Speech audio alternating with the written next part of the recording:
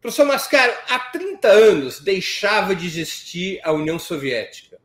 O pensamento marxista sofreu sua maior derrota. Mesmo na esquerda, a influência de Marx, Engels e Lenin aparentemente era substituída por Keynes na economia, Kant na filosofia e Bobbio na política. A crise mundial do capitalismo, na sua opinião, abriu espaço para o renascimento do marxismo como corrente protagonista de pensamento e ação? Breno, eu penso que as crises do capitalismo fazem com que a energia de interesse pelo marxismo aumente. Estas energias voltem a ter aqui uma avalanche de atenções para pensar o capitalismo. No entanto, eu não leio a tese sobre o marxismo como sendo totalmente adstrito ao movimento da União Soviética. Inclusive, peculiarmente, por algumas décadas, a União Soviética refutou e rechaçou de modo bastante central as teses principais do marxismo. A União Soviética, pelo menos em 30, 40 ou 50 anos da sua história, para questões decisivas, ela não foi marxista no que tange a teoria que explicava a sua movimentação de estrutura social, política, econômica. Ela também esteve muito ligada ao braço, não que ela estivesse diretamente ligada a isso, mas ela também era um movimento de uma certa leitura econômica keynesiana.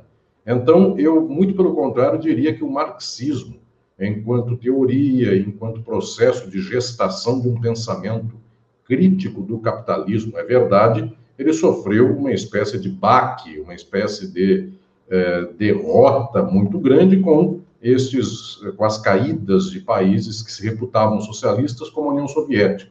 No entanto, a teoria marxista, nas últimas décadas, eu diria que pelo menos nos últimos 50 anos, ela tem tido um vigor extraordinário e é verdade.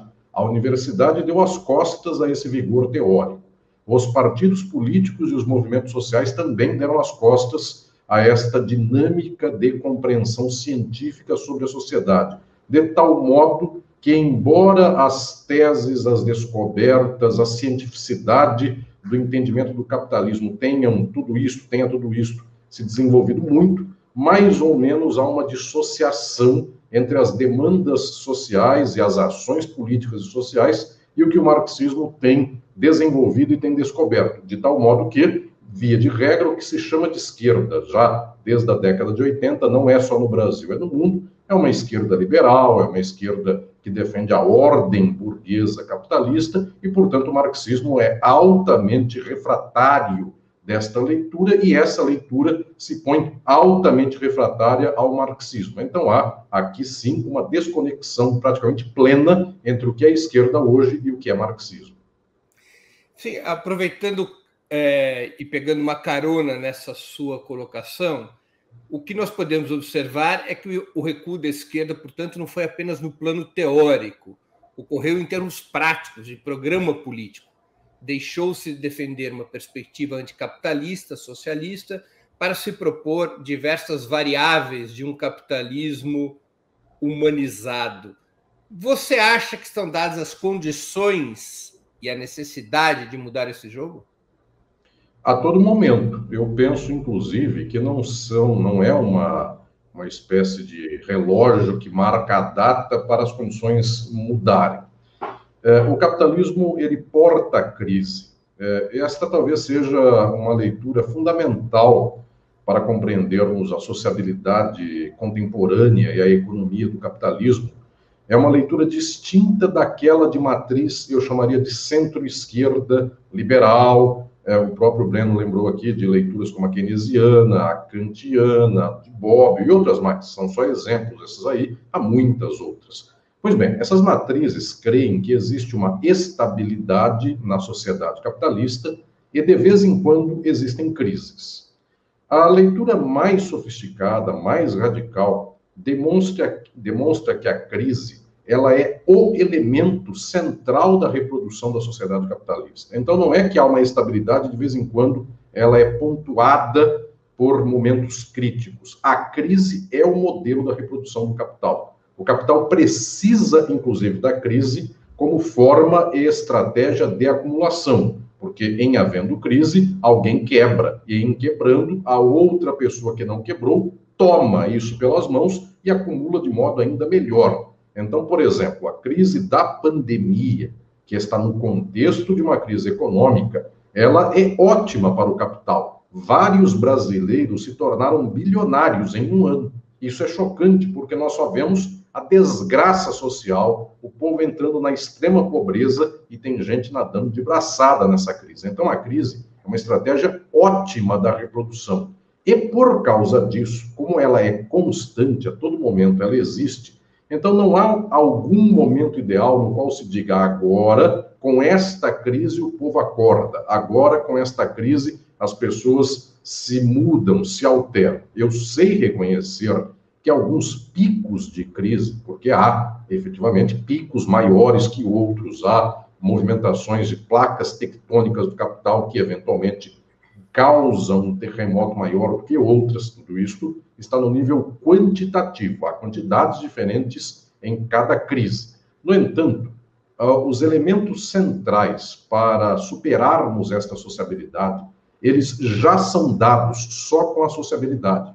A multidão da humanidade é explorada porque não detém os meios de produção, a qualquer momento. Em momentos de crise ou momentos chamados de reprodução, eu dou esse nome, essa expressão, de reprodução ordinária do capital, ou seja, aquela do dia a dia, na qual não se vê a crise estabelecida. Quando a pessoa faz um contrato, quando alguém abre uma empresa, quando vai tudo mais ou menos do jeito dito corriqueiro, cotidiano, normal, isso que eu chamo de reprodução ordinária do capital, mesmo nesta reprodução ordinária, o povo está explorado, o povo viverá uma vida. Imaginemos nós que não haja crise esta estrutural. A vida ordinária, esta pessoa vive uma vida desgraçada de ponta a ponta. Do dia que nasce ao dia que morre, ela só trabalha para pagar a sua conta, ela só tem esperanças, ilusões de consumo e não consome. Portanto, é uma vida altamente, eu diria aqui, sofredora. E, no entanto, aí quero dizer, a qualquer momento,